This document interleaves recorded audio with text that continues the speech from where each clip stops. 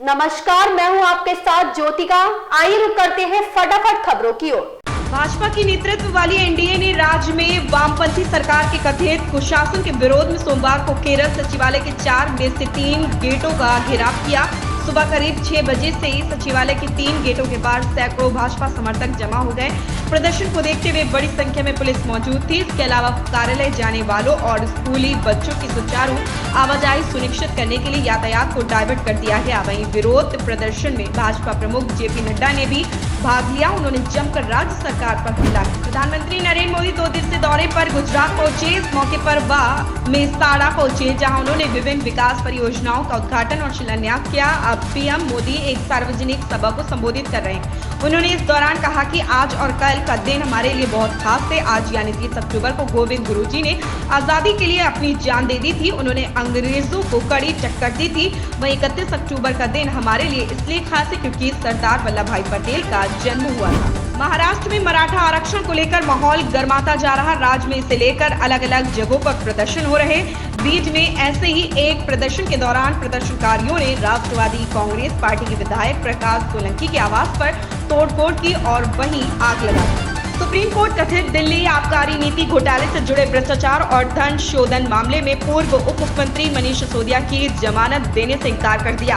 Court ने उनकी याचिका को खारिज करते हुए ट्रायल कोर्ट को 6 से 8 महीने में सुनवाई पूरी करने के निर्देश दिए। कोर्ट ने नियमित जमानत की अपीलें या कहकर खारिज कर दी कि मामले में अस्थायी और तौर पर 338 करोड़ रुपए के हस्तांतरण की पुष्टि हुई। सपा अध्यक्ष अखिलेश यादव ने सोमवार को पूर्वांचल एक्सप्रेसवे पर हजारों सपा कार्यकर्ताओं के साथ मिलकर पीटीए साइकिल यात्रा शुरू की। यात्रा में सैकड़ों सपा कार्यकर्ता शामिल हुए। कार्यक्रम को लेकर पहले से सुरक्षा से पुख्ता इंतजाम किए गए थे। अखिलेश यादव पूर्वांचल एक्सप्रेसवे से साइकिल से जनेश्वर मिश्र पार्क तक जाएंगे। अपनी यात्रा को लेकर उन्होंने सोशल मीडिया साइट एक्स पर लिखा कि सामाजिक न्याय होगा पक्का जब घूमेगा बदलाव का चक्का। लखनऊ के अटल बिहारी वाजपेयी काना स्टेडियम में विश्व कप 2023 के खेले गए मुकाबले में भारत ने इंग्लैंड पर 100 रनों की यादगार जीत दर्ज की, जिसके बाद जीत के बाद स्टेडियम का नजारा देखने वाला था। पूरा स्टेडियम आतिशबाजी से जगमगा उठा। दर्शकों भी झूमते नजर आए। इस मैच को देखने के लिए देश विदेश से दर्शक आए। है नमन उनको कि जिनके सामने बौना हिमालय जो धरा पर गिर पड़े पर आसमानी हो गए। उत्तरवाहिनी के तट पर यह पंक्तियां साकार होती। शाम ढलते ही नीले आसमान में टिमटिमाती दियों की लौ से अमरवीर योद्धाओं की राह रोशन होती। 3 दशक की परंपरा का निर्वहन करते हुए रविवार को गंगा सेवा निधि की ओर से अमर योद्धाओं की स्मृति में आकाश दीप जलाए गए।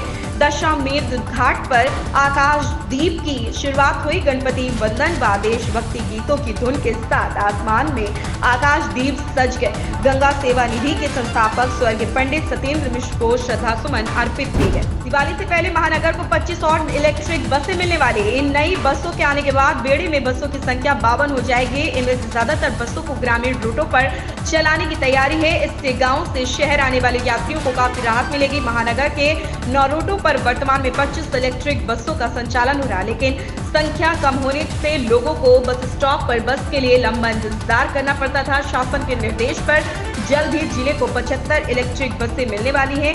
इनमें 25 बसें दिवाली से पहले बेड़े में शामिल करने की तैयारी है। उत्तर प्रदेश के मेरठ पहुंचे कांग्रेस प्रदेश अध्यक्ष अजय राय ने कार्यकर्ताओं से बातचीत करते हुए बड़ा बयान दिया। बोले, मध्य प्रदेश में सपा और महान दल के गठबंधन पर कहा, मैं अभी मध्य प्रदेश से ही आ रहा हूँ। सपा का कोई जनाधार नहीं है।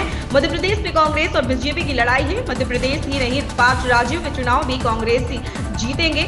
उत्तर प्रदेश की 80 में 80 लोकसभा सीटों पर चुनाव लड़ने के लिए कांग्रेस तैयार। कांग्रेस ने शास्त्री नगर स्थित गेस्ट हाउस में देश विदेश के झूलेलाल मंदिरों में व धार्मिक स्थलों से लाई गए पवित्र मिट्टी के दर्शन आमजन को कराए गए। इसके बाद मिट्टी को लखनऊ के लिए रवाना कर दिया, जहां से अयोध्या ले जाया जाएगा।